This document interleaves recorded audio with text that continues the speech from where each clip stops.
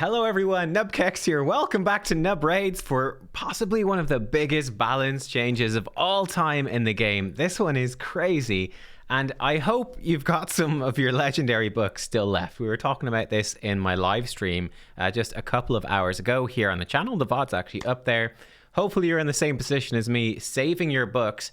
I have already gone and booked one of these champions that's getting buffed already. That is how hyped I am about the change, and I'll be able to bring you a preview, a look at this champion once it goes live. First though, the one that is a really big buff, I think, but not as exciting, but it's Errol. Yeah, Errol is finally getting a buff.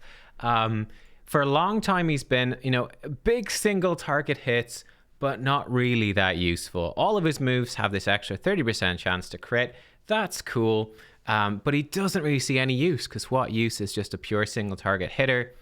Nice early game, but that's it. What is being changed? Well, here we go from Plarium. Couple of things, actually 3 things changing with Errol. So a Helm Breaker, first of all, is now going to be an AoE attack that is a double hitter, and every hit will now ignore 15% of the target's defense. So that's his A2, which was previously a triple hitter. This used to have a chance on each part of the hit to fully ignore defense. That is gone now. It's just always 15% defense ignore, but you stack that with Helm Smasher, you stack that with Savage Set. It's going to do a lot less single target, almost definitely a lot less, but as an AoE hit, overall, it's going to put out a lot more damage and keep him much more relevant in faction wars, in dungeons, Doom Tower, Arena, everywhere in the game. It's going to be a lot more relevant there. Negation has been buffed as well. Attacks one enemy, removes all debuffs from this champion, and steals all buffs from the target before attacking. Same extra chance to crit, and grants an extra turn if the target is killed. So this is pretty good. Now, the interesting thing about this, obviously to steal all buffs from a target enemy, you need accuracy. He doesn't come with any accuracy by default. And look, he's a big damage dealer. He has massive base attack, really top crit damage as well.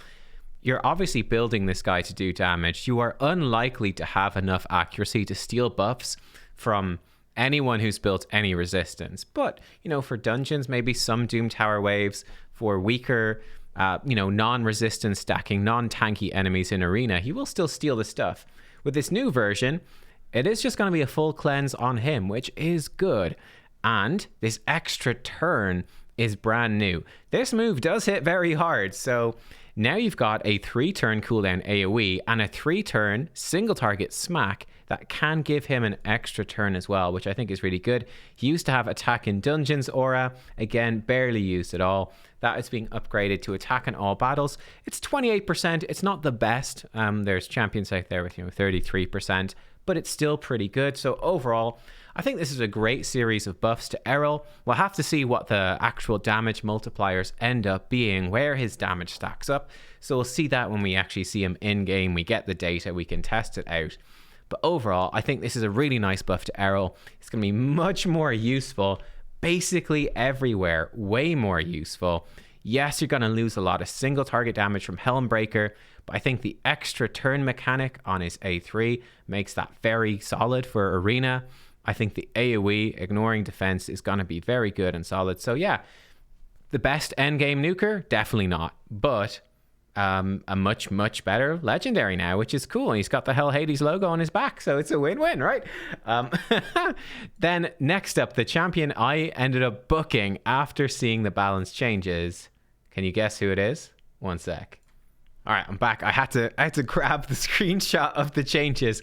That champion was a Halloween fusion back in 2021, I believe, a Void Legendary in Vlad the Nightborn.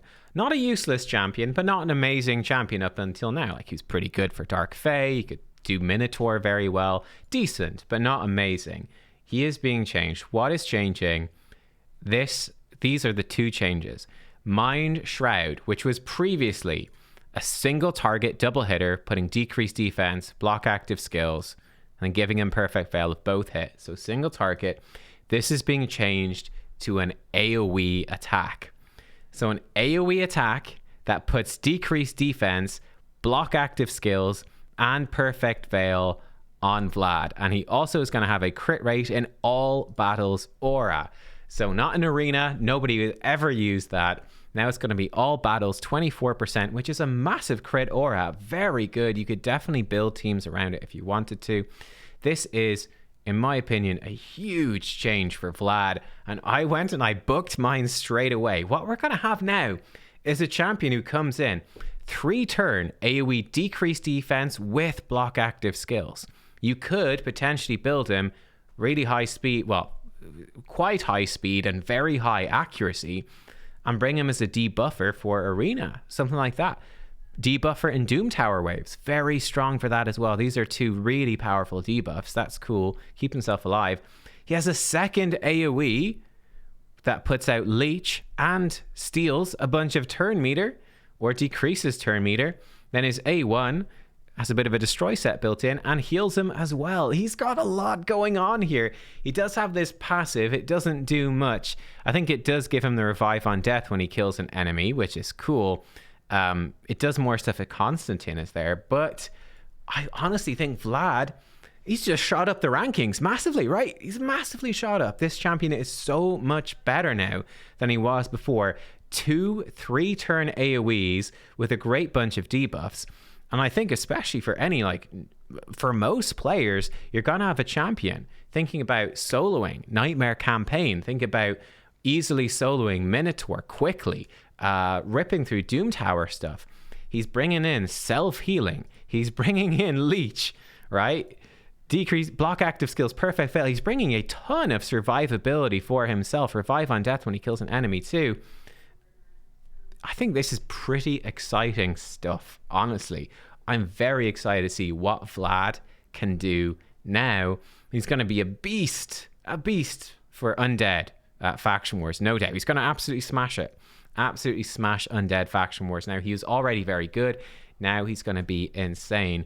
But yeah, I'm hyped for this. The only downside I can see is his attack is a little bit low. So we'll have to see what the multiplier on this move, now it's going to be changed, what that's going to be. He has, I believe, a 4.7 on his A2. So his A2 is a good AoE hit. But we'll see. You guys know how much and how much I love my ethos, how much I use my ethos. Now, he has a good chunk more attack, but he has the 3-turn AoE and a 4-turn AoE. I often tout this as being one of the best setups you can have. It's so good for all this sort of wave clear, wave farming, etc. Maybe Vlad is going to replace that. We'll see. If the damage is there, we'll have to see. But maybe Vlad will replace it. Let me know what you think. Are you excited for Vlad with the 3-turn block active skills, decrease defense, AoE smack? Are you more excited for Errol? I think they're two. I've got both of these champions. I think they're brilliant buffs for both of them. Unfortunately, I don't have any books left to do Errol because I'm booking Python and some other stuff. So I'm out of books. We'll get to Errol maybe at some point. We shall see. But guys, thank you for watching. Yeah, let me know what you think, and I'll see you all next time. Bye-bye.